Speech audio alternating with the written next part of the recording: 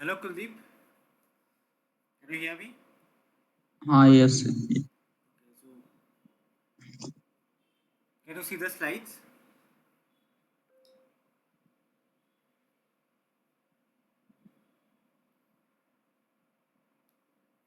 Slides are visible?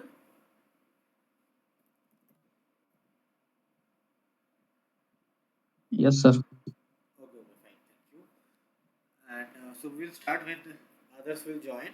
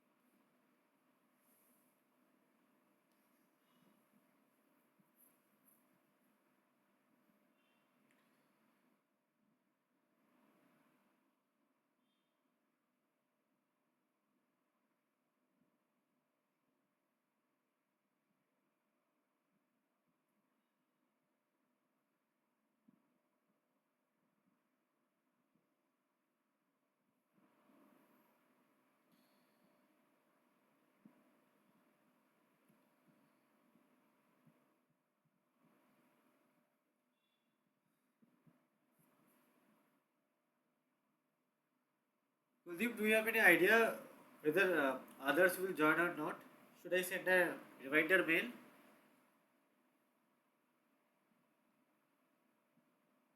No idea, sir. Okay, I'm sending a reminder mail. Okay.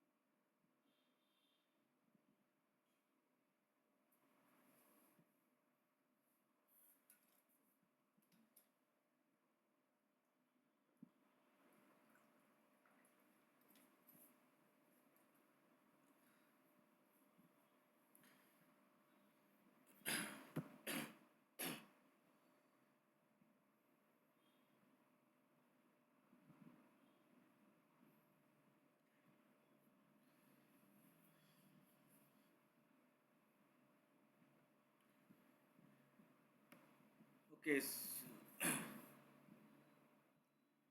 okay, so we can start the session. If they will join, then I will let them in when they will join. So, so any doubt from the last two sessions topics? If you have any, you can ask me. No, sir. Okay, fine. Then we can move to our next topic, which is carbohydrate, right? So, so first, let's start this topic by just giving a simple definition of carbohydrate. So, I would like to ask you, what do you mean by carbohydrate? We know, I mean, we know that it's a macromolecule, right? So, uh, how can you define and how can you recognize? Okay, it's a carbohydrate. Any idea? Definition of Sir, source of energy for a human body in that human body? contain carbon. Source of energy for human body For human body, yes. What is carbohydrate? in that contain carbon, hydrogen, oxygen.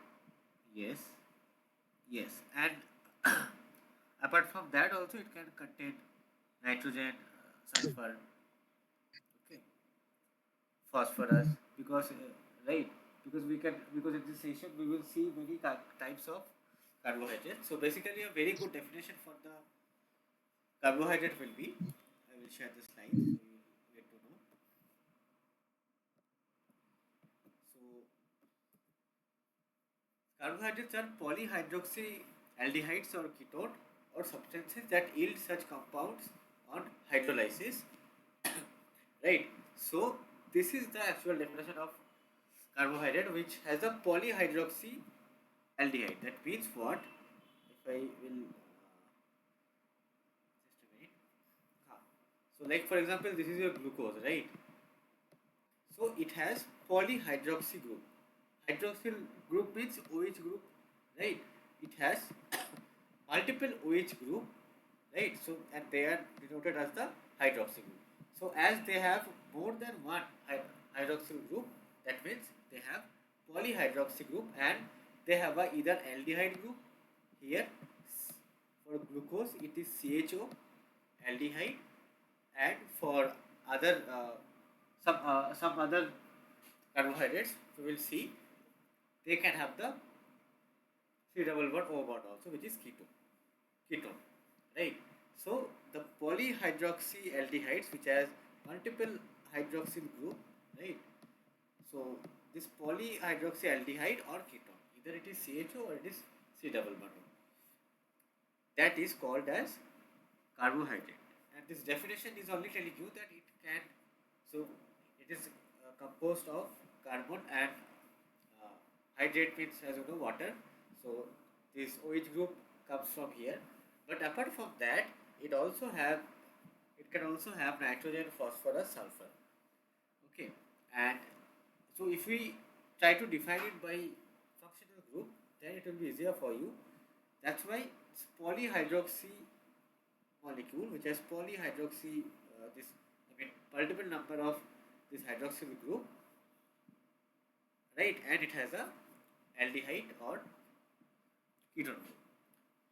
Some of the carbohydrates have this formula CH2ON, right, but some may not follow the same formula, but still they can be called as carbohydrates. So please just understand this line, that this is the polyhydroxy aldehyde or ketone, right? And apart from CH and O, it can also contain, as I told you, nitrogen, phosphorus, or sulfur, right? So this is the definition of carbohydrate. Okay. So any doubt?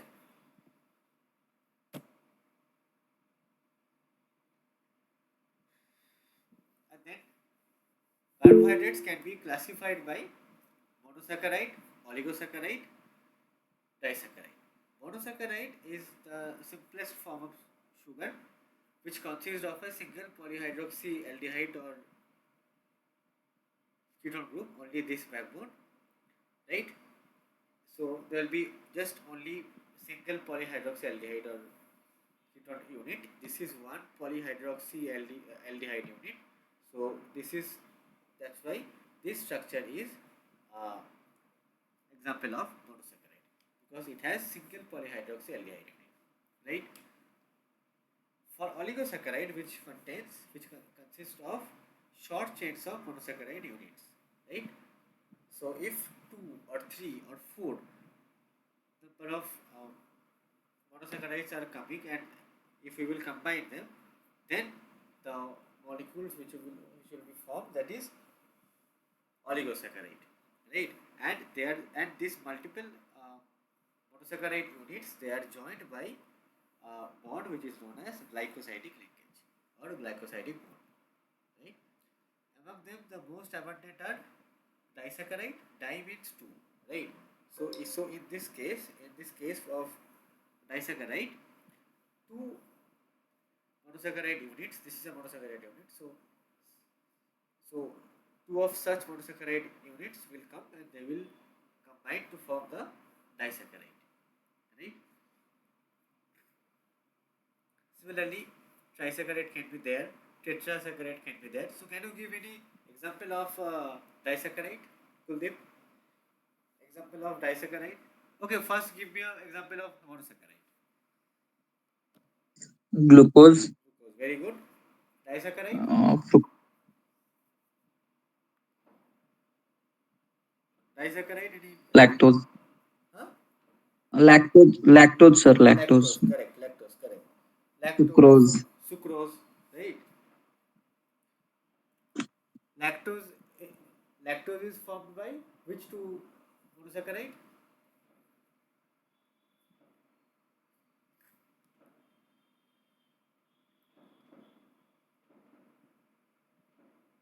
Can you remember? Lactose is form of glucose and galactose. And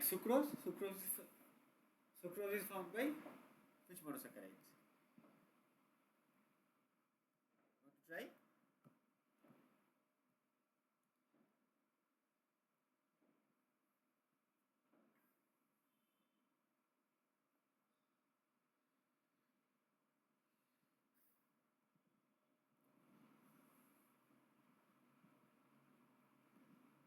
So sucrose is formed by glucose and fructose. Okay. So these are monosaccharide and oligosaccharide. So now we will go to polysaccharide. Polysaccharide are the sugar polymers contain 20 or so monosaccharide unit, and some can contain also 100 or 1000 of them, right? So the lower limit is 20. So uh,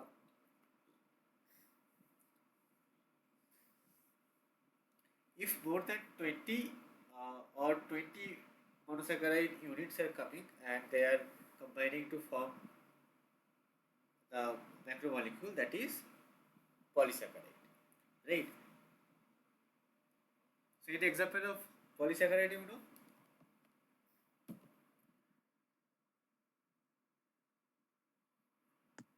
fibers, glycogen, glycogen. Yes, very good, very good. Yeah. So glycogen is n number of glycosidic linkage of glucose molecule, right? That we will go through in this session. So these are the brief introduction about carbohydrate and types of carbohydrates.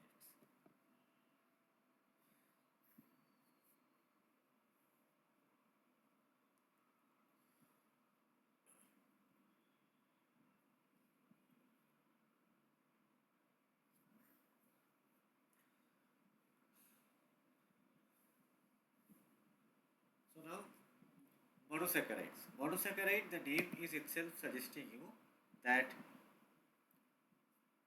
monosaccharide is the sugar molecule which has only one polyhydroxy, which is consist of single polyhydroxy aldehyde or ketone unit. See, if you follow all of these structures, all of them has a single backbone, single sugar backbone, which is of course a polyhydroxy group, and right, and That's why they are monosaccharide, and they are polyhydroxyaldehyde CHO, or they are polyhydroxy ketone here, right? This is your dihydroxy acetone, right? This is an example of uh, monosaccharide which has a ketone group, right? This is your glyceraldehyde, right? And this is just an isomer of this. What is isomer?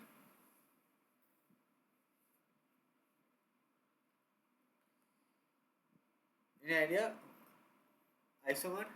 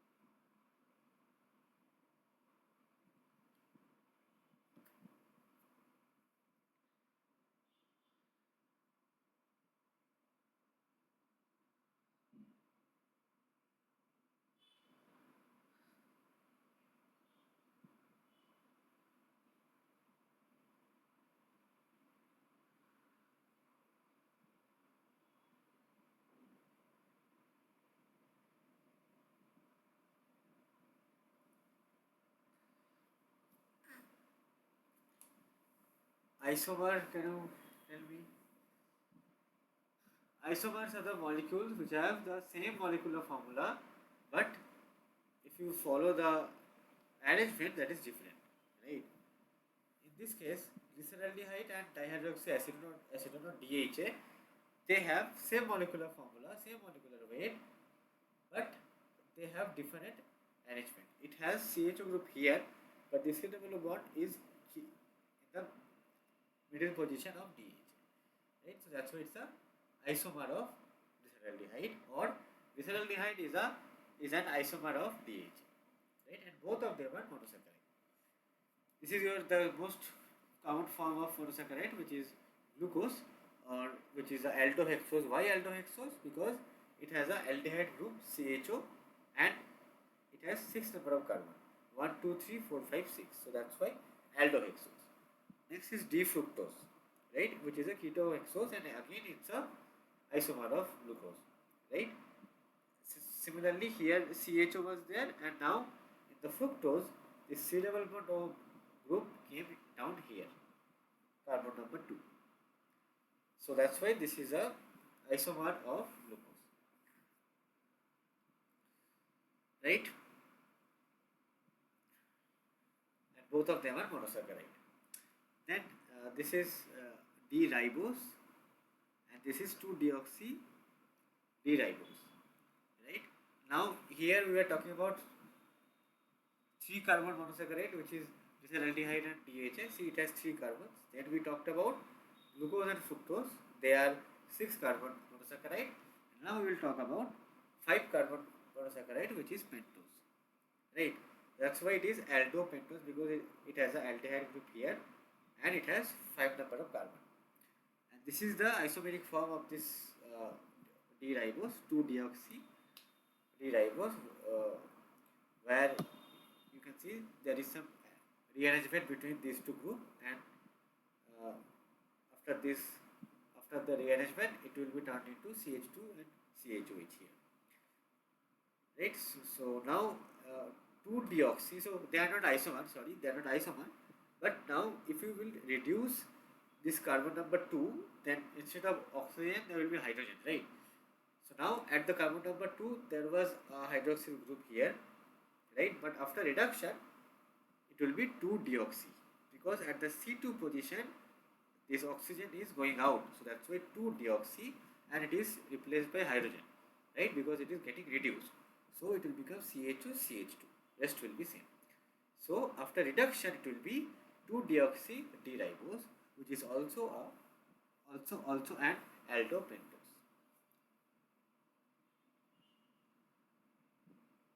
right? Here also the same thing, just opposite thing, oxidation. Okay. So these two are isomer, these two are isomer, but these two are not isomer. This is the reduced form of D dimers. Okay. Any doubt?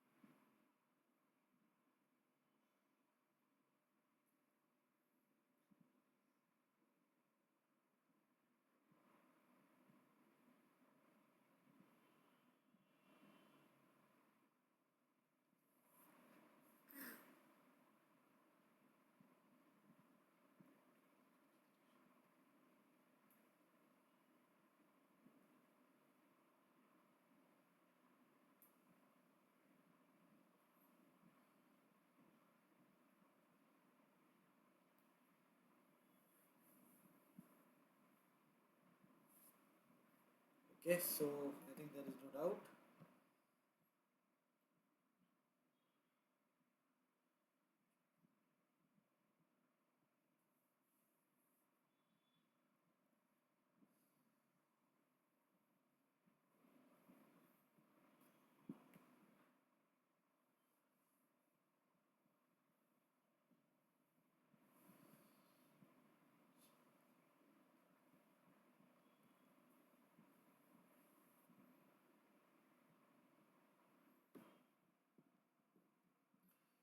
So now we will see what is stereoisomer, right?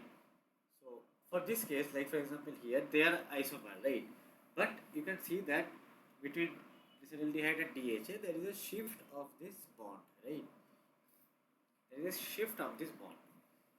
Same for here also, between glucose and fructose, there is shift of some group and bond, right? Here between these two carbon, there is some shifting.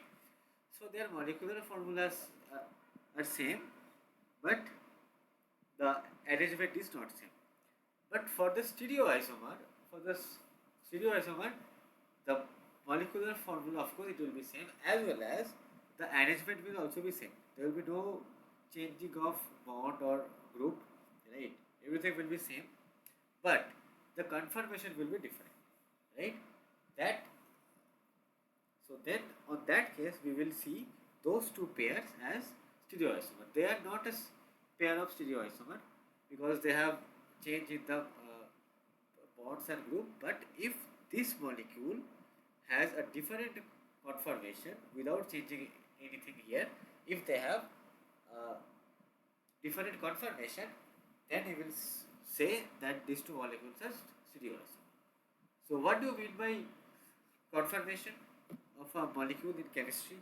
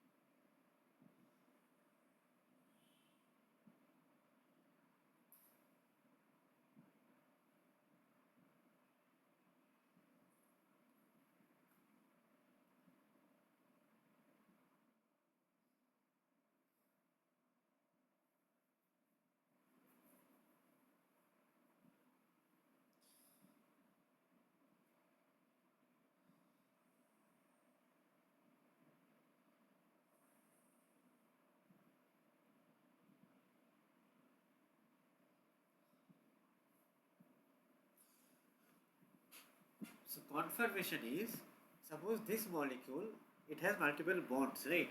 So if any of the bond, see now in space, if you imagine uh, this kind of macromolecule in a space, then you will see that these bonds are in space.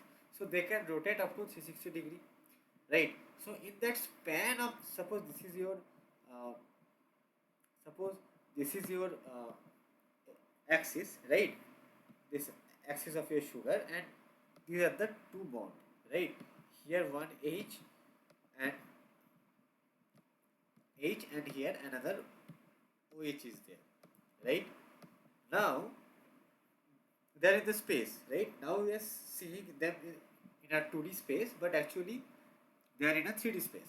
Now this particular bond, H or OH, any of them we can take, but now we can take this bond, that this bond can rotate in the range of 360 degree, right? Because it can achieve any of the conformation which are possible in this space, which is 360 degree, right? So each of these position, suppose initially this H bond is here, but after some times H bond will be here, right? Right. After some times H bond can be here, right? So now due to this rotation, because they are rotating, so due to this rotation, this molecule is taking, this particular bond is taking different conformation in the space in the span of 360 degree. So each of these positions, suppose this and this, they are, suppose at a, for a particular time the sugar molecule took this conformation, which is conformation A, right? After some time, suppose this molecule will take this conformation, right? So where H will be, suppose initially it was like this, but after some times it will take this conformation. It is clear, right? So these two are stereoisomer of each other, because of this bond, this CH bond is rotated between right. So they are at the different position. They are at, that means these bonds have different conformation between these two, right? So this is the reason uh, because of which you can get for the same molecule you can get different conformation, right? So these are the stereoisomer of each other. But the same molecule, nothing will be changed. Only the uh, conformation of the bonds will be changed. So this I explained for one bond, right? For this bond, but the same thing can be happen for this, any of the bonds, right? So now, right, this, right? They can rotate until and unless there is some resonance, they can rotate. Because if you have resonance or if you have uh, pi electron movement, then that particular bond will be planar, right? So they cannot move; they will be rigid. As we discussed in our last class, that a peptide bond is rigid. Why? Because there is resonance. Means there is movement of pi electrons, right? So that's why they cannot rotate. But this bond, which is the sigma bond, they can easily rotate, right? So for each of the rotation of each of this bond, the molecule can take different conformation, right? So each of them will be stereoisomers of each other. So now this is the reproduction representation of the stereoisomer, where you can see if you will place a mirror in front of this molecule, this sugar molecule, then you will see that you will get a mirror image of this sugar molecule, right? Because in that case, which is facing the mirror, for the mirror image also, which will face the mirror. So this molecule is just mirror image of that particular molecule, right? This is your ball and stick model, where balls are represented by, so where balls represent the group or atom, and the sticks represent the bond, right? Next is Fisher projection formula. So see these two molecules, the same molecules are represented by Fisher projection formula here. The same molecule, which is D glyceraldehyde. So now you can see these two, between these two molecules, the difference is this bond and this bond, right? In this case, H is left of this axis and OH is right of the axis. But for the mirror image, OH is at the left of the axis, but H is at the right of the axis, right? So basically, they are mirror image of each other. If you place a mirror between them, then you can see that this is a mirror image of this. So they are stereoisomer, right? Only the changing in the conformation. There is a 180-degree rotation. OH went here and H went here. Okay, and right, and if we will represent the same molecule with perspective formula, then you can see that and yeah, if your OH group will face the mirror and if it is at the right side of the axis, then it is D form, right? So that's why so that's why we will write it as D glyceraldehyde, and if the OH group is at the left side of the axis, then it is L glyceraldehyde, right? Now same thing if we will represent with uh, perspective formula, then you can see that this there will be, instead of bond there will be dash or wedge, right? Wedge means these bonds are over the plane and dash means these bonds are below the plane. So if you will set a plane here, right? For example, if I try to draw this here, if we set a plane here, right? Plane is your axis basically. So C will be at the center of this plane, and this CHO and CH2OH, they will be below the plane, right? This is your CHO. Sorry for the handwriting. This is your CH2OH, right? So they are below the plane. That's why these bonds are denoted by dashed line or dotted line, right? And uh, these two bonds, H and CH and COH, these two bonds are represented by wedge, right? So that means they are over the plane or above the plane. They are H and OH. So what is the advantage of using this formula or notation? That you can know that which bond is placing where, right? Which bond is below the plane, which bond is over the plane, right? That you cannot get in the Fisher projection, but in Fisher projection you can get the D or L form. So again the D form will be in this formula.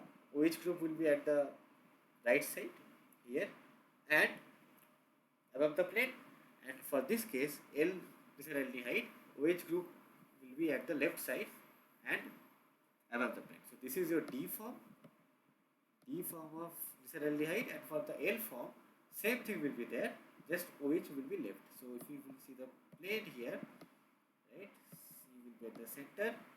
So now OH will be at the left side over the plane, above the plane, and this hydrogen, the CH bond, will be at the right side. Okay, right side, and these things will be same. These two bonds will be same, right? They will not change their conformation. So this is D form, this is L form, right? And where this L is just a mirror image of D form. Okay. So if you have any problem, please ask me. Any notation you need to understand. So if you understood, any problem you have, if you have, please let me know. No, sir. No, sir. No doubt. Okay. I understand. Yeah. So after that, we will start aldose, or in plural form aldoses. So what is aldoses? The name itself suggests that the aldoses means there will be a CHO group or aldehyde group, right? So each of the molecule is which is pasted here, they are aldoses because they have a CHO group, right? For Glyceraldehyde we already discussed that about the molecule and the stereoisomer of this molecule, which is glyceraldehyde. So it has a CHO group, right? So it is a aldose. So this is a 3-carbon aldose, D-glyceraldehyde, right? And if we go to at 4 carbon, then D-erythrose and D-threose, they have they are the 4-carbon aldoses, right? They have a CHO group. 5-carbon ribose, arabinose, xylose, and right, they have also this CHO group, right? And if you can see that this is uh, this is just a mirror image of this D-araminose is a mirror image of D-ribose, right? So if you put a mirror here, then they are just a mirror image of each other. No, not exactly mirror image. This bond, there is a rotation, right? This bond is as it is. This carbon is also as it is. So this is called epimer, right? When the molecule have the same formula but different conformation, then it will be called as stereoisomer and epimer. So for this case, the C2 has a change, right? In C2 only this OH group is at the right side for ribose, but for arabinose OH group is at the left side. So this arabinose is a C2 epimer of D-ribose.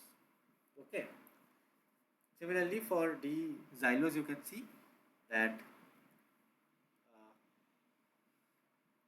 they also so this xylose or lysose, they also have this CHO group, so that's why they are aldose, and they have 5 carbon, sorry, 4 carbon, and for lysose you can see that this C2 is the mirror image, right? Here OH is at the right, and in this case OH is at the left, right? So again this is a C2 epimer of each other. Xylose is a C2 epimer of lysose, and lysose is a C2 epimer of xylose, right? So now we'll go to from 3, 4, 5, and then we will go to 6 carbon. So for the 6 carbon, the examples are D-allose, D-altrose, both of them have 6 carbons and CHO group, and glucose, which is the more common thing, right? Mannose, glucose, idose, galactose, right, and cannose. So between these D-glucose and galactose, you can see that all of them has the same molecular formula. Everything is same.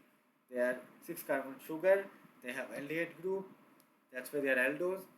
But they have a, if you see the compare, the C1 is fine, C2 is also fine, C3 is fine. Sorry, C1 is fine, C2 is fine, C3 is fine. In C4, you can see there is a conformation change. In C4, OH is at the right side for the glucose, but for the galactose, OH is at the left side of the, right? So that's why, and the C5 and C6 are the same. So that's why glucose and galactose, they are C4 epimer of each other, because the conformation has been changed in the 4th carbon, right? That's why glucose and galactose are the C4 epimer of each other.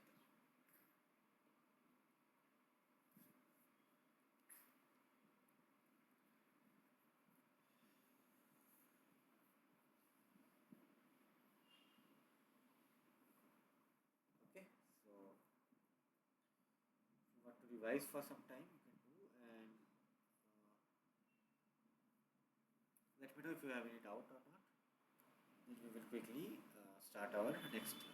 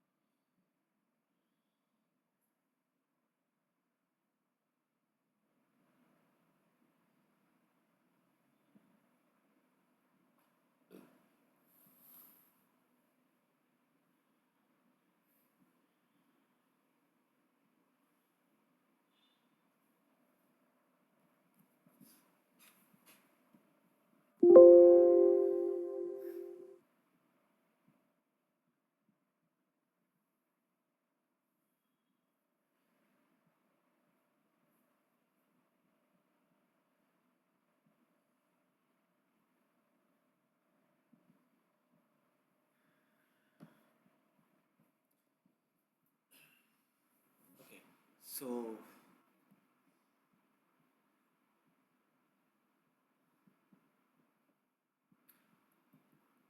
right, so aldoses we did, and then we will go to ketose, right?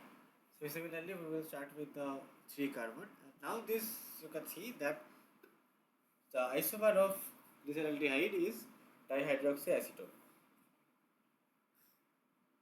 which is a 3 carbon ketose. Why? Because it has a CO group. That's why there is a 3 carbon ketose. If you compare with uh, glyceraldehyde, which is a 3 carbon aldose, you can see that this is just a isomer of glyceraldehyde, right? Which is a dihydroxyacetone or DHA, which is a 3 carbon ketose, right? 4 carbon ketose is D-erythrulose, where you can see 4 carbons, and at the second carbon, the keto group is there. D-ribulose and D-xylulose are the example of 5 carbon ketose, which has 5 carbon, and there is a C2 keto group at the second carbon position, and there are 6 carbon ketose, right? For example, D-cyclose, D-fructose, D-sorbose, and D-tagatose. In all of them, they have 6 carbons and keto group at the C2 position, right? C2 position, there is a keto group here. So this is a D-ketose, right? And in yeah,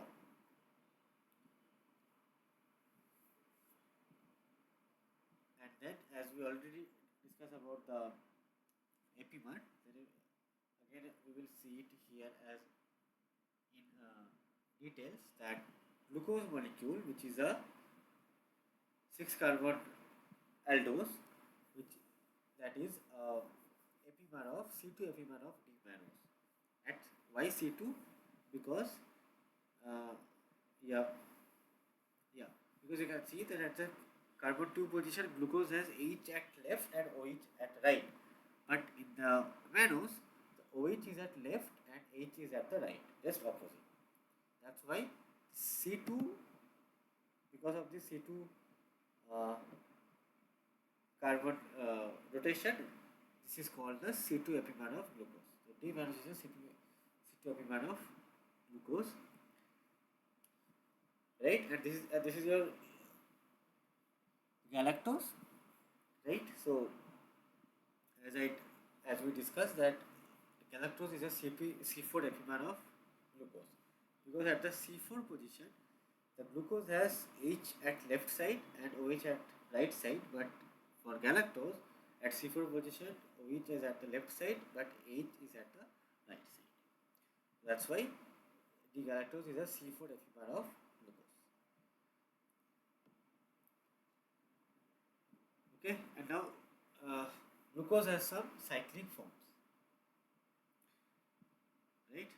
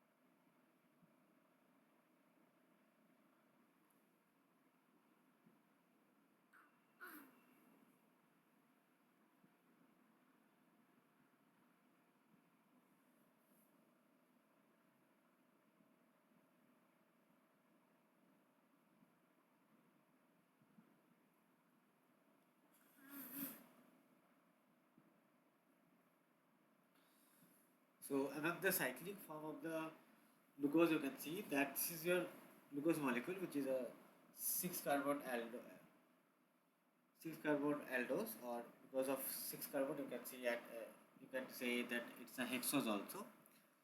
So there will be a uh, reaction between this C5OH and this CHO. How? This C5OH, this OH, it has O and H, right? So oxygen is more electronegative and it has a lone pair of electron. So it will, and if you see this C1, there is a CHO group. So obviously, because of the electronegativity of oxygen, carbon has slightly positive charge here. This is your carbon is electron deficient, right? Now this OH and this C double O, if the reaction will be happen, then this oxygen will make a nucleophilic attack to this carbon, right? So now it will form this bond O and C, right? And then uh, this C double bond or O, this uh, pi electron, this pi bond will be broken and it will become C plus O minus. So that's how this O can make a bond with C, and this O minus will take a proton from here.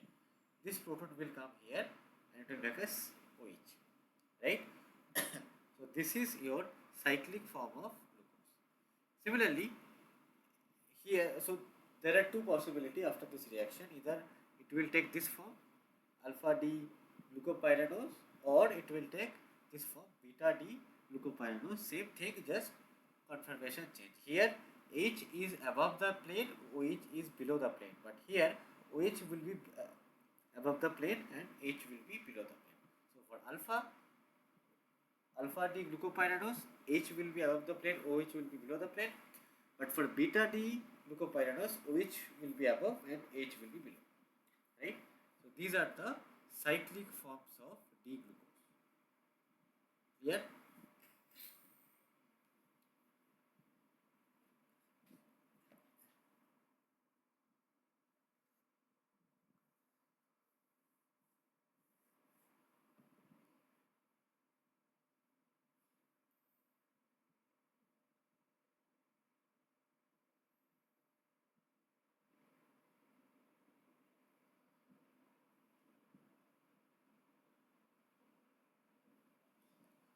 So, Kuldeep, can you tell me what is the difference between alpha and beta D glucopyranose?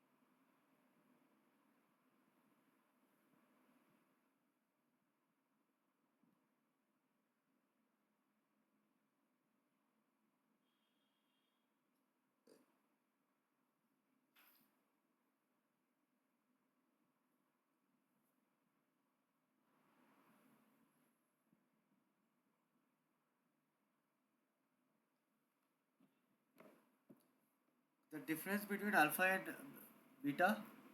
Tell me, can anyone tell me?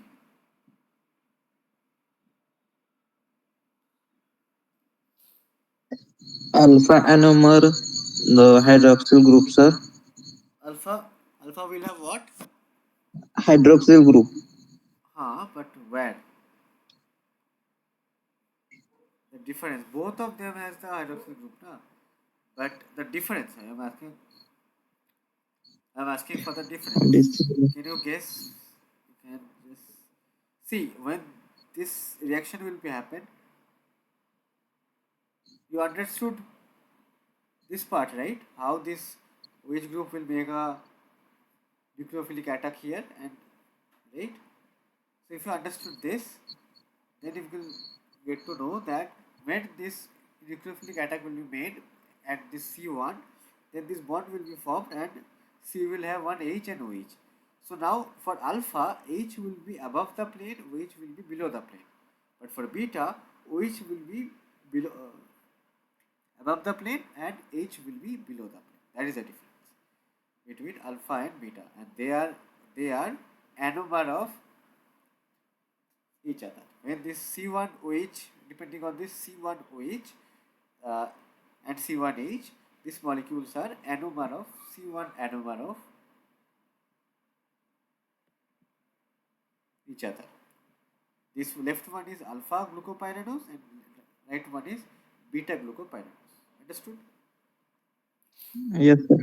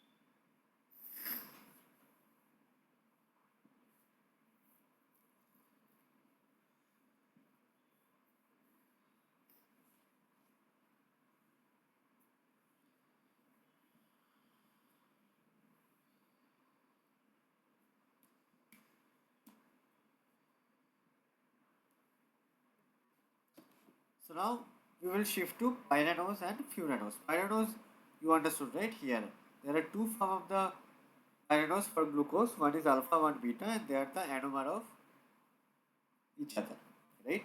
So pyranose is for the six member ring, right? And furanose, for example, this alpha D glucopyranose. Why is it alpha here?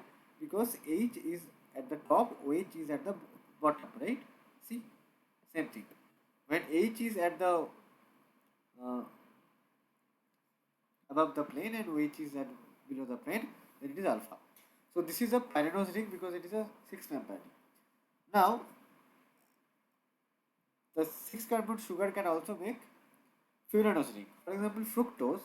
If you will see, this is your glucose, but fructose, this is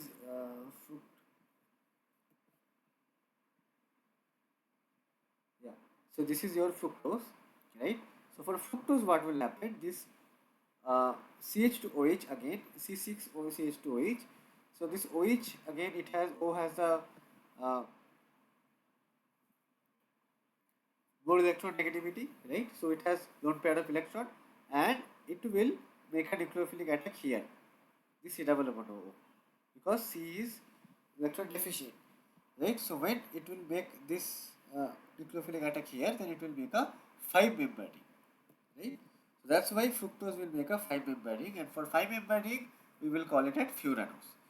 Glucose will make six member ring, so we will call it as glucopyranose, but for fructose it will make a five member ring, so we will call it alpha D fructofuranose, right? Again, why alpha? Because this OH group is at the below of the plane, right? So that's why it is alpha, and it has six carbon, right? So it will make a five member ring for six carbon fructose, which is alpha D fructofuranose, right? Now this is your beta D glucopyranose. Why beta? Because it is an anomer of alpha, right? In case of alpha, OH group is below the plane, but for beta, OH group is above the plane, right? And for beta D fructofuranols, what will happen? For alpha, OH was below. For beta, OH will be above the plane, right? And this CH2OH will will become will come to the below the plane, right? So they are also anomer of each other, alpha D fructofuranols and beta D fructofuranols, right? And this is the common just normal structure of pyran and furan ring. With pyran ring, it is 6-member ring, and furan ring it has 5-member. Understood? Pyranose and furanose. For fructose, it is furanose. Okay.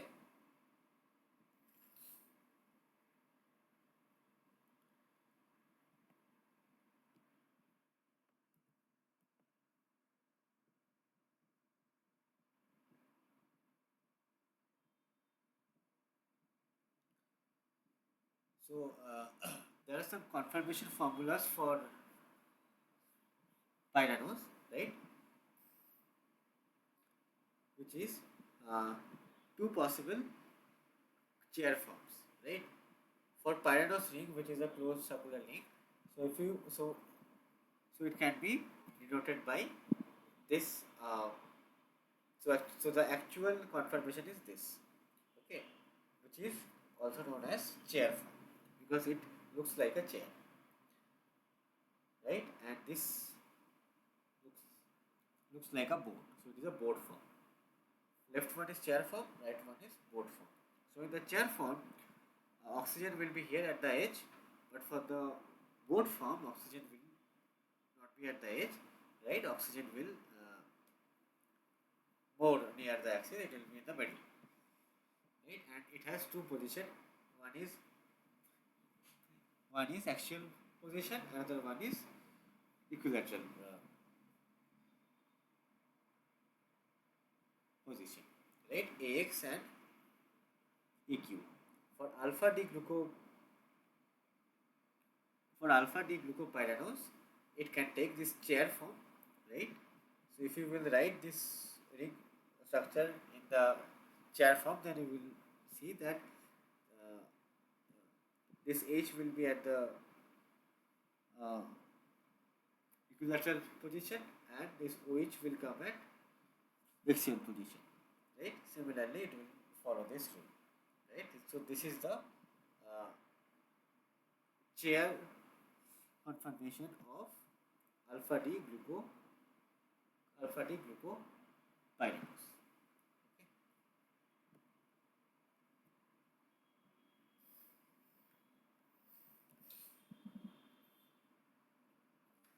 Now disaccharides and polysaccharides. So disaccharides, as we know that uh, it is made up of two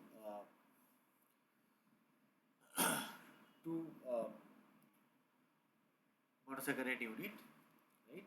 So here this is lactose. For lactose, it has made a glycosidic linkage between these two monosaccharide, which is beta 1,4 glycosidic linkage. And lactose is formed of combination of galactose and glucose. Galactose and glucose, right? So 1 to 4 means for galactose C1 to 4 position of glucose. For glucose, this is the 4 position, right? Right. So and if you notice, as they are C4 epimers, so for glucose H and for galactose the H position is opposite at C4. So that's why they are epipore. They are epimer of each other, and this is beta 1,4 glycosidic linkage because 1 is coming from galactose and 4 is coming from C4 of the glucose. So that's why it is beta 1 to 4 glycosidic bond, rather gal beta 1 to 4, right? 1 of gal and 4 of glucose. This is a disaccharide which is lactose. For sucrose is a disaccharide composed of glucose and fructose, One is pyranosinic, one is furanosinic, right? And this is alpha 1 to beta 2, right? So for lactose, both of the galactose and glucose will be at the beta form, but for sucrose, the glucose will be at alpha form. That's why H is over above the plane, and the fructose will be at beta form. That's why this I mean CH2. If you will see the beta form of glucose, at CH2H will come down. So yeah, so if you so it is just a rotation. That's why CH2H. So this is a beta form of fructose, right? So that's why the glycosidic bond is between alpha 1 to beta 2, alpha 1 glucose and beta 2 fructose, right? C2 of fructose and C1 of glucose. So that's why it is glucose alpha 1 beta 2 fructose. Similarly, for tree halos the is composed of two monosaccharide units which are glucose. So the glycosidic bonds are between glucose alpha 1 to glucose alpha 1, two glucose molecule. So alpha 1 of glucose to alpha 1 of another molecule of glucose, right? So this is uh, tree halos, right? So yeah, so any doubt you can ask me.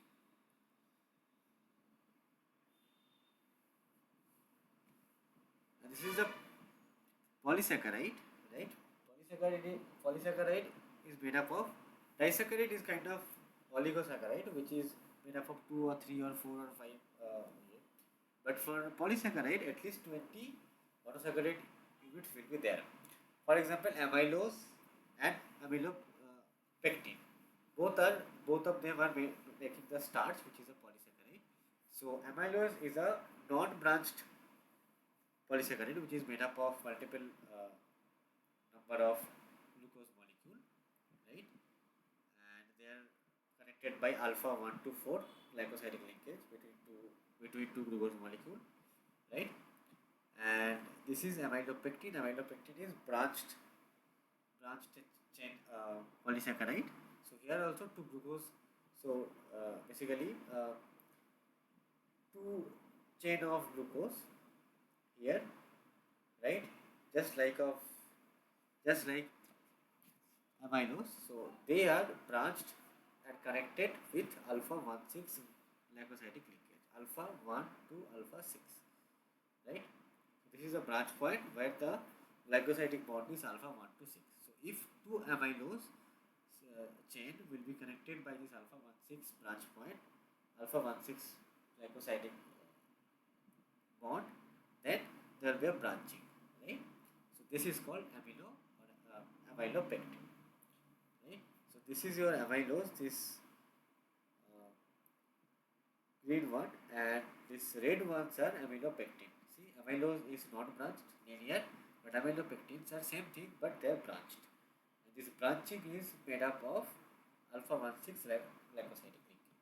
So both of them are making starch. They are the component of starch. So this is a example of polysaccharide.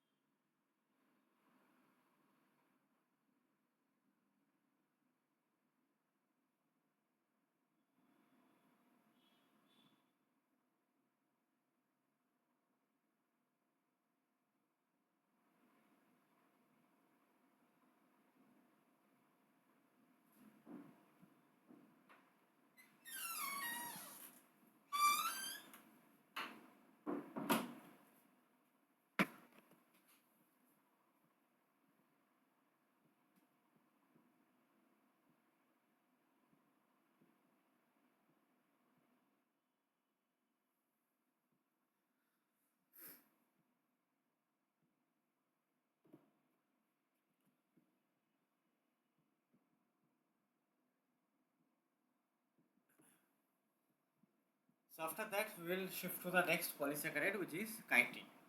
Chitin, did you hear about chitin, or do you know whose animals or plants have chitin?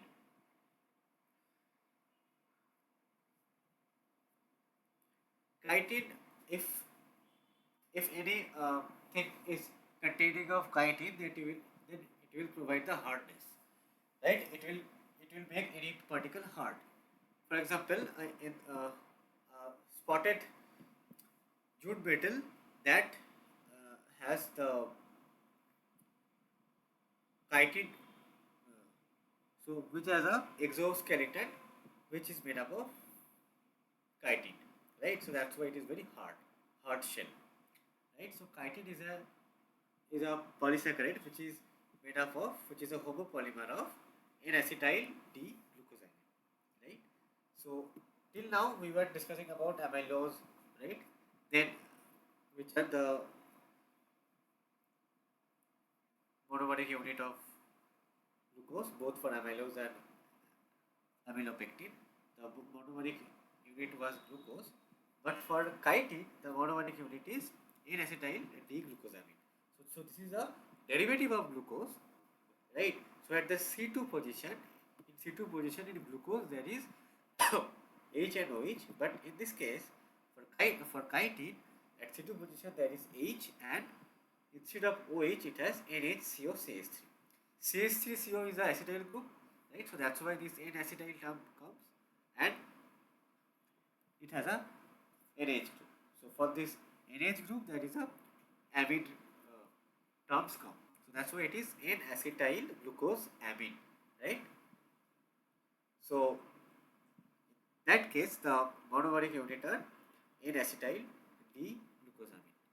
See, each of the monomeric unit is N-acetyl D-glucosamine, which is known as GLC-NSC, N-acetyl glucosamine, right? And the linkage is beta 1/4, because this is in a beta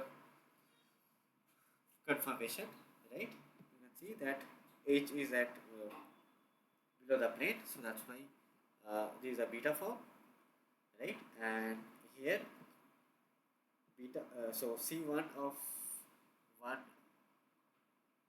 GLC NAC is connected with C4 of another GLC NAC, so it is called beta 1/4 glycosidic linkage, right? Now we can say that this is not alpha, this is I mean, now you can see that this is not beta, this is alpha, because H is over. But no, in this case, this C NHCOCO3 is at the below, right? But here the molecule has just been flipped. So now everything will be flipped. So for this orientation, right? For this orientation, the alpha group will be when H will be below the plane, right? And beta will be when H will be above the plane. So that's why it is beta. So the connection is between C1 of one GLC rack and C4 of another GLC rack. So that's why it is called beta 1/4 glycosidic linkage.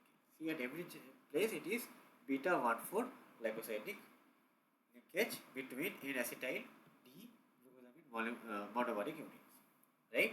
Or monosaccharide unit, right? So this is the chitin. And chitin, it is you can see chitin in the surface of, or the exoskeleton of this beetle, right, which is made up of chitin, which actually provides the hardness to the shell. That's why they have the hard shell, right?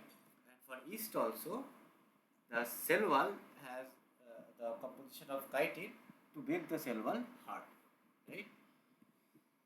So now we will see the peptidoglycan. So where where does it reside?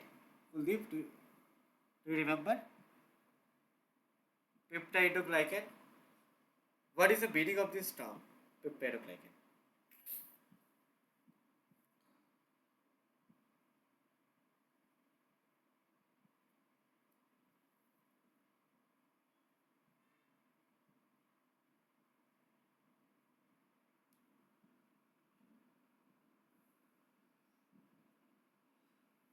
Kuldeep, are you there? Can you hear me?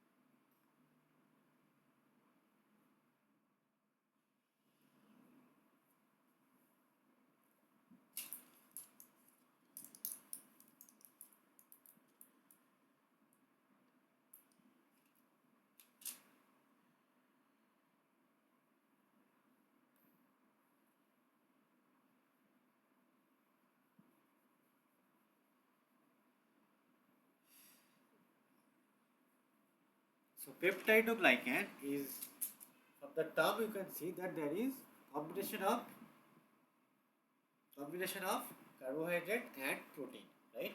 Peptide, peptide as well as glycan. So peptide we know from the last class, right? Peptide bond, and when two amino acids are linked by peptide bond, right? And when there is a combination of peptide and carbohydrate, it is called peptidoglycan. So that is found in the gram-positive bacteria cell wall, right? For example, Staphylococcus aureus, which is a gram-positive bacteria, and in the cell wall you can see that peptidoglycan layer.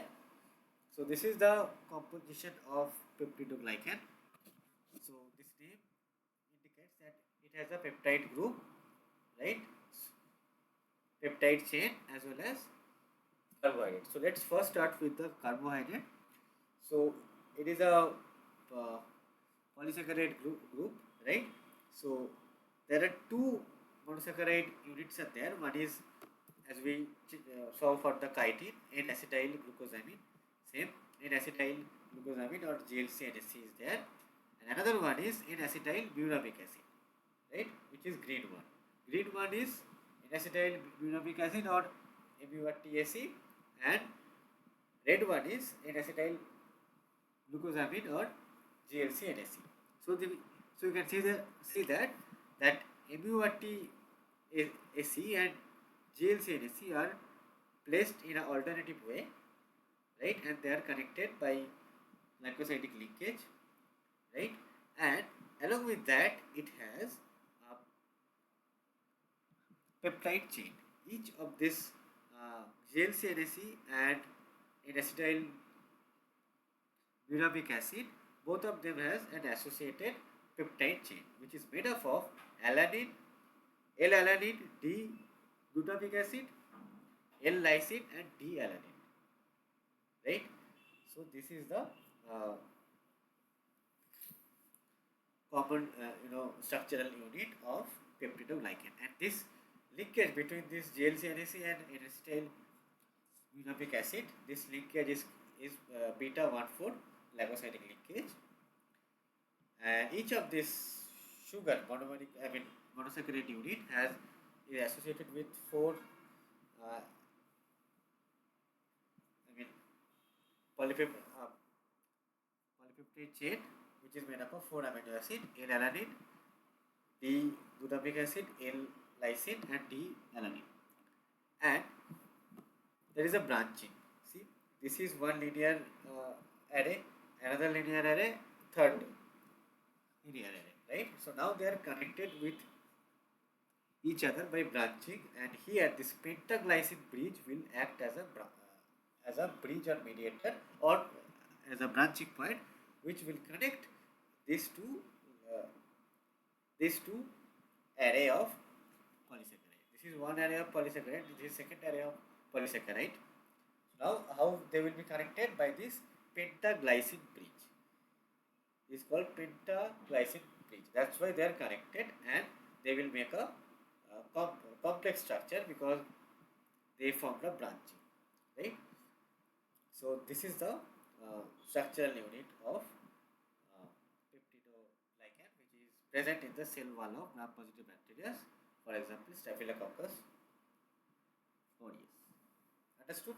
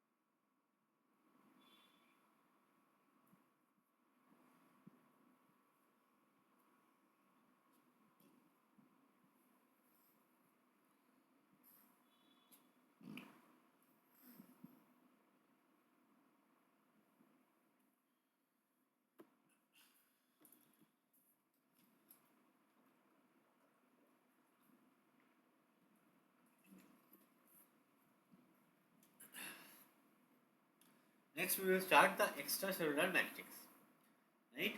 Where you can find the polysaccharide which is glycosaminoglycan, right? So what is that? First of all, in any tissue there is a extra. So in any tissue there is an extracellular matrix. So in this extracellular portion of any tissue, it is like a gel, right? Sticky, right? This stickiness is required to anchor the cells, right? So that the cells will be attached. So for that, this extracellular matrix is composed of some special polysaccharide which is glycosaminoglycan. So what is that? Glycosaminoglycan is a polysaccharide, obviously, and there are different kinds of glycosaminoglycan. First is hyaluronate.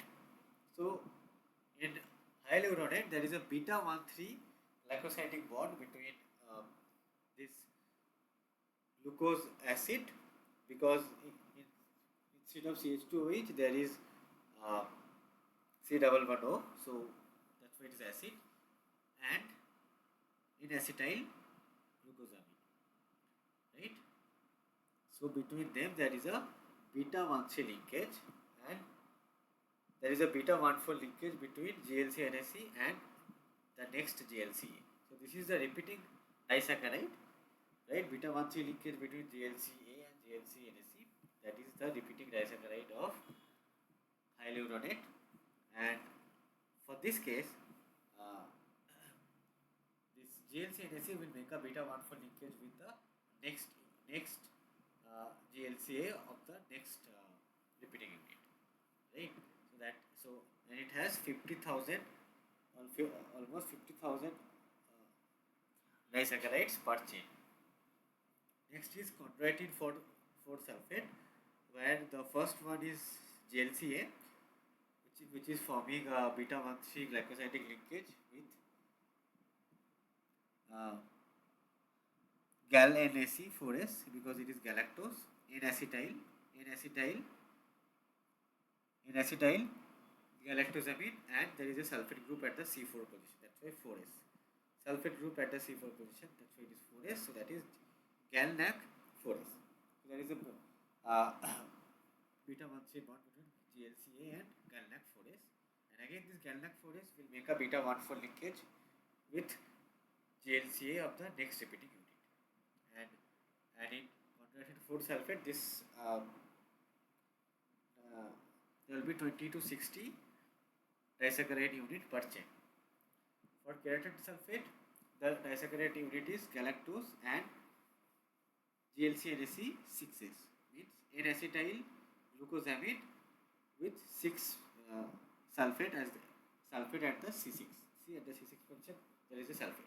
That's why it is N-acetyl glucosamine 6S. Right. So again here also galactose is forming beta 1,4 glycosidic linkage with GLC-NSE 6S, and again this GLC-NAC6S will make beta 1,3 glycosidic linkage with galactose of the next disaccharide unit. Another one is heparin. For heparin, the disaccharide unit is either GLCA2S, means glucose with the acid group at C double at your C6 position, right? That is GLCA, along with 2S, means sulfate group at the C2 position. This is a C2 position, there is a sulfate group. So that's why it is GLCA 2S, right? Which is making a alpha 1,4 glycosidic linkage with GLCN S3 S6S. That means glucosamine, because there is an N, so GLCN,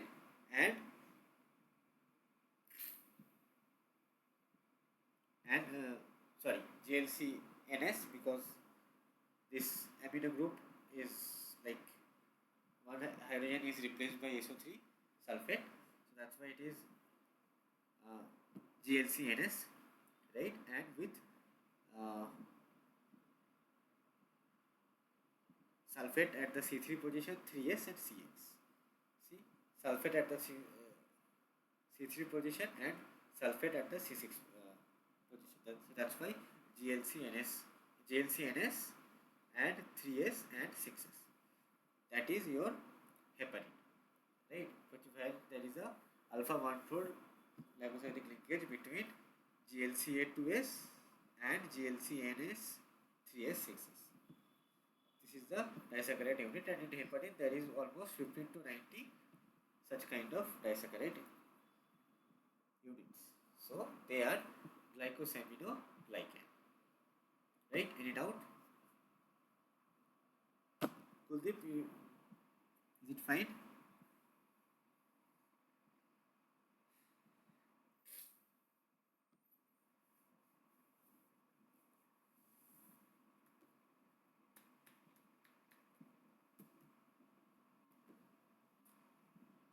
So now in this case we will see interesting interaction between the heparin and fibroblast growth factor FGF1. So yeah, so this is the FGF1 protein, right? You can see that yeah, so this is the FGF1 protein and heparin is this heparin is shown by this stick and ball stick method reproduction representation. So there is the interaction surface of heparin, which is a polysaccharide, where the disaccharide units are GLCA2s and GLCNS3s6s, right? Alpha 1,4 linkage. This is the disaccharide unit of heparin. So now this heparin, this is a heparin molecule. This is interacting with the fibroblast growth factor. This interaction is shown here, and here this blue colored surface of the protein is predominantly negative charge. So the heparin binds to the negative region of the FGF1 protein, and some of the portion bind to the positive, bind to the sorry, blue one is the positive charge. So maximum, so heparin is actually binding to the blue region or the positive region of the fibroblast growth factor protein. Why? Because heparin has multiple negative charge. See, GLCA2s, there is a sulfate group negative, there is a COO minus group, right? Negative charge. And for GLCNS6S3s, here also in this group there is an SO3 minus. At C3 there is SO3 minus and C6 there is SO3 minus. So this is very negative charge. So they can bind with the positive charge region of the protein. So this blue colors are the positive charge region of the protein. Blue is the positive charge. So there majorly heparin go and bind, right? But in vivo actually, yeah. So here, yeah. So here it is shown that about interaction between heparin and FGF, but actually FGF in vivo bind with the heparin sulfate, right, on the cell surface, which is the extracellular matrix, right? So is it clear? Glycosaminoglycans, which is present in the extracellular matrix.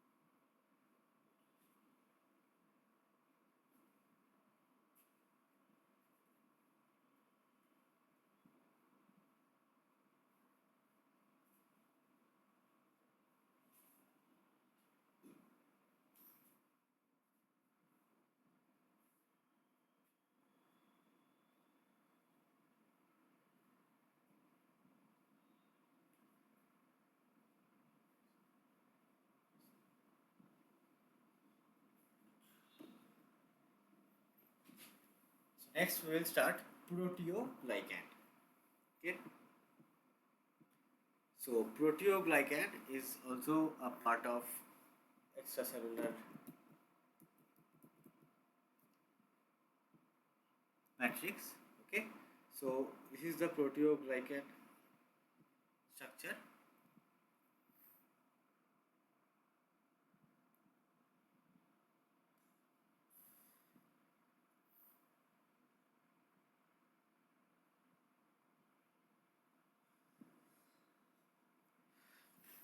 So it is made up of chondroitin sulfate. Chondroitin sulfate we encountered right here. This is your chondroitin 4 sulfate, which is a glycosaminoglycan, where GLCA and galnac 4s, galnac 4s 4 sulfate. There is the beta 1 linkage. This is the disaccharide unit. So here also see GLCA and galnac 4s with beta 1,3 linkage, beta 1,3 linkage. This is the chondroitin sulfate, right? One part is chondroitin sulfate, another part is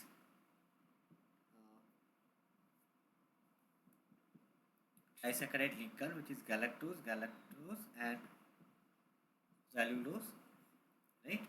So which is ultimately linking to a serine residue to the core protein, right?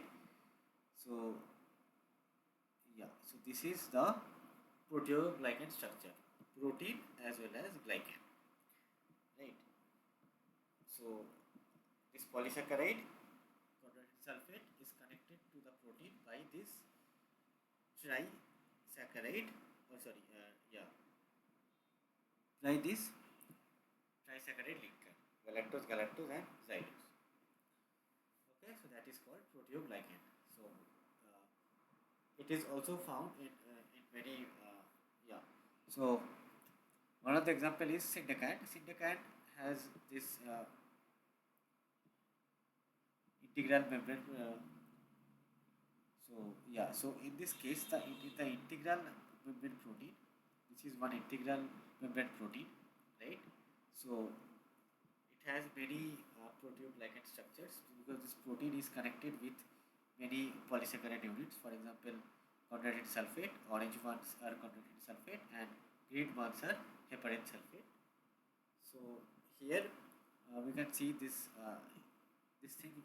If you will zoom it, where the heparin sulfate is connected to this membrane protein, then how will it look like?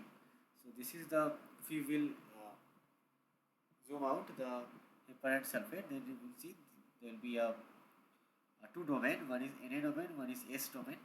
So if you will zoom out the S domain, green one, then you will see that there are this is a polysaccharide made up of GLC NSC red one, GLCA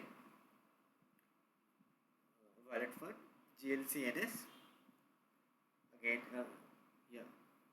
After that again GLCNSC, again GLCA, and then GLCNS, right? Then again GLCA, and also it has IDOA. So here this green color GLCNS, they have some of them has a 2O sulfate and some of them has 6O sulfate, right? So this is the structure of heparin sulfate. Heparin we know, but then and this is the heparin sulfate, right? Right. So this is the heparin sulfate. It is connected to integral membrane protein by this trisaccharide linker, right? Apart from that, chondroitin sulfate is also found, which is linked to the protein by this trisaccharide linker. Right? This is the example of proteoglycan, right, which is present in the extracellular matrix.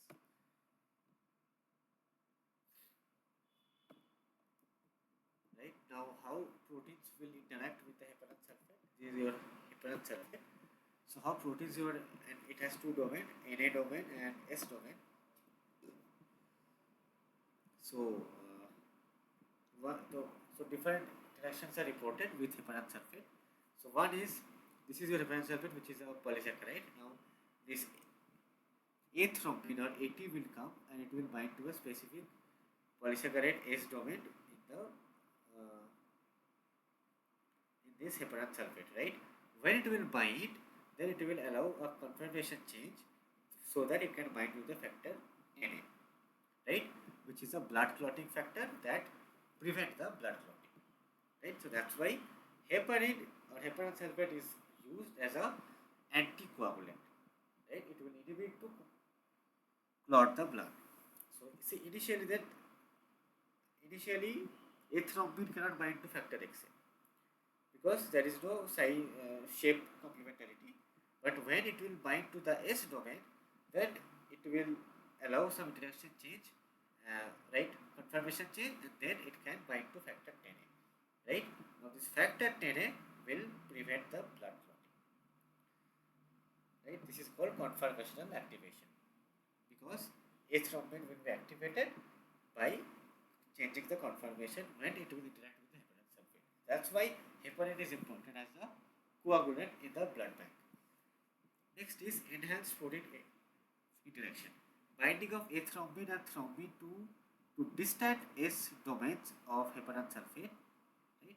Green ones are the S domains. When this thrombin and A thrombin will bind to the different S domain, that will bring the two proteins to close proximity, favoring their interaction, which will inhibit the blood clotting.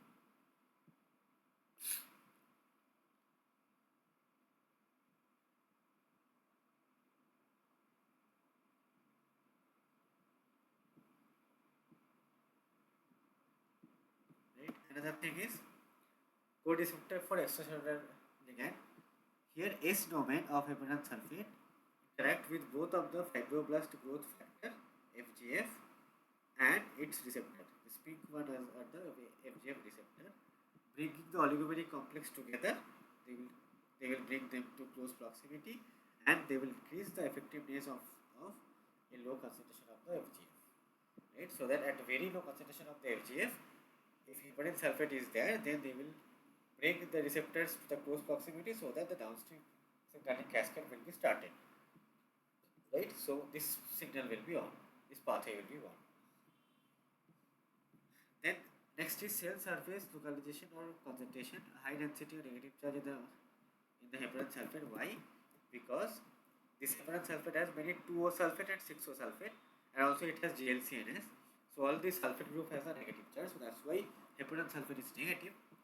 So this high density of the negative charge in the heparan sulfate bring positive charge molecules of the lipoprotein lipase into vicinity and hold them by exerting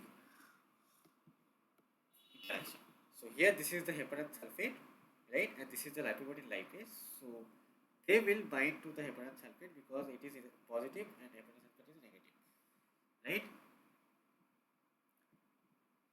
So now they will come to the close proximity as both of them will interact with the S domain, right? And this,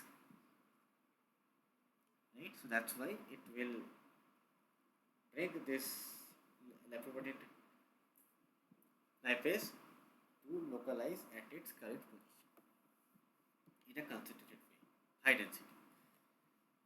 And yeah, so this was the proteoglycan and NOO linked glycosylation, where again in proteoglycan we saw that this polysaccharide, chondroitin sulfate or heparan sulfate, they were binding to a protein by this trisaccharide linker, right? But for this case, uh, yeah, but for this case, N-linked and O-linked glycosylation here, uh, sugar group will bind to a protein directly, right? By two processes. One is with serine, another is with ASN or asparagine. So this is the structure of the serine. R group is CH2OH, and it will bind to the galnac of at the C1 position of the galnac because galnac has HOH, right? So now they will make a bond with serine, right, at the CH2OH group. So that this linkage is called O-linked glycosylation, and when it will link to the asparagine, then GLC-NAC, N-acetyl glucosamine, they will bind to the protein in asparagine residue, right, by making this bond. So that's why it is end-linked glycosylation, because nitrogen of asparagine is here. Right? So that is called the O-linked glycosylation, and this is called the end-linked glycosylation. Get it out?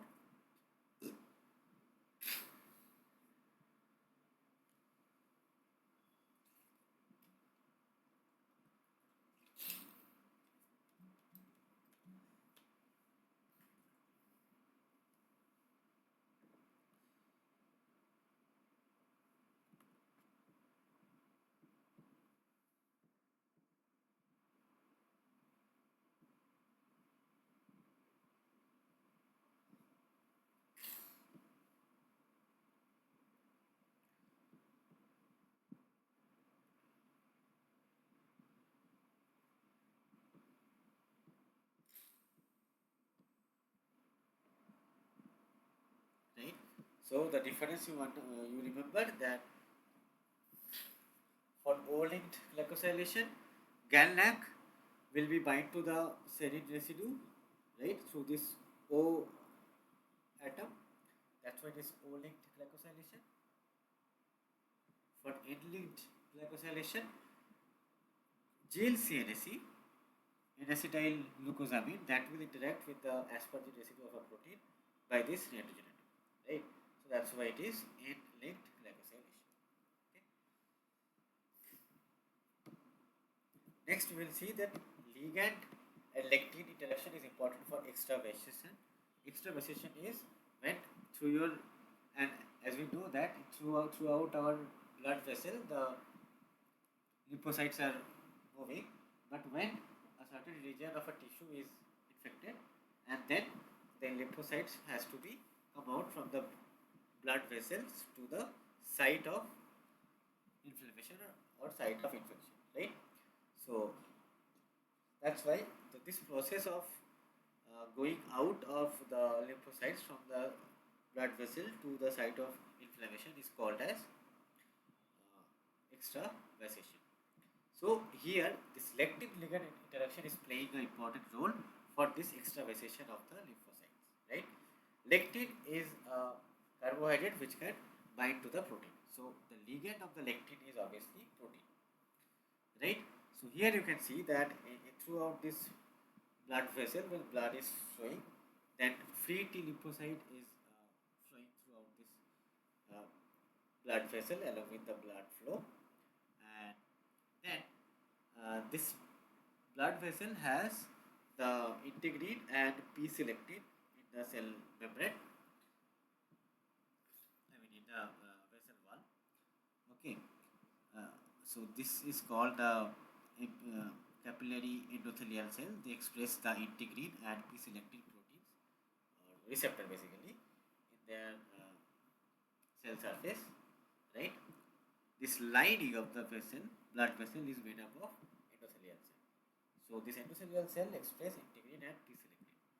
Now this free T lymphocyte has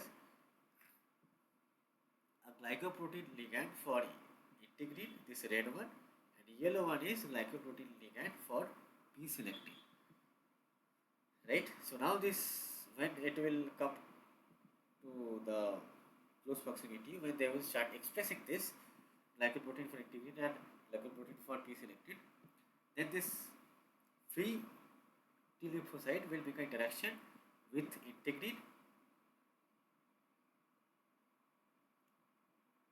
Yeah, so it will make a interaction with p-selectin, blue one, and yellow one is the ligand.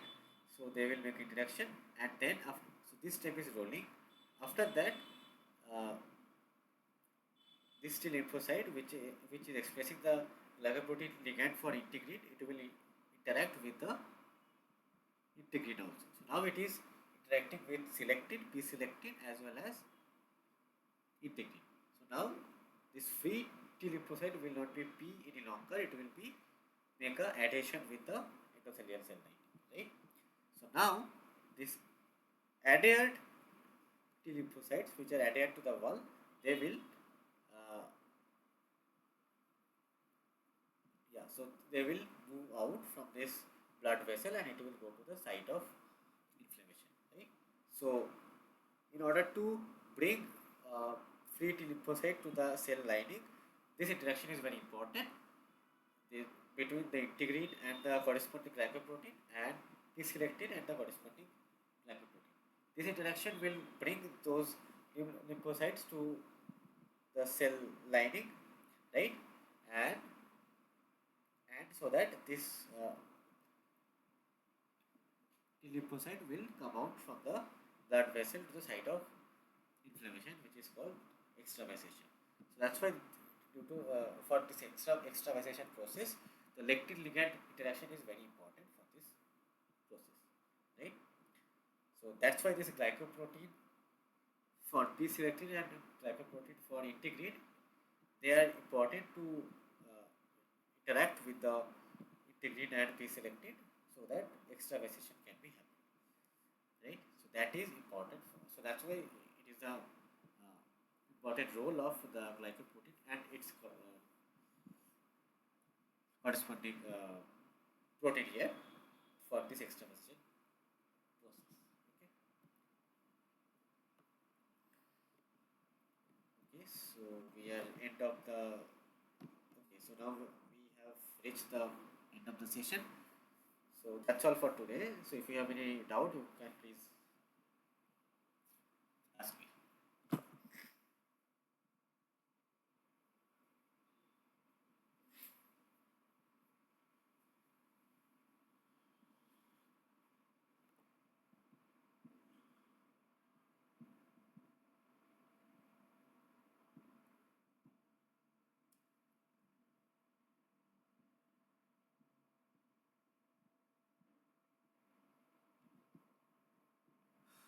Okay. So if there is no doubt, then we can end to the session. So again, we will meet on next tomorrow. Actually, tomorrow from 8 to 10. Okay. Thank you for joining. See you on tomorrow.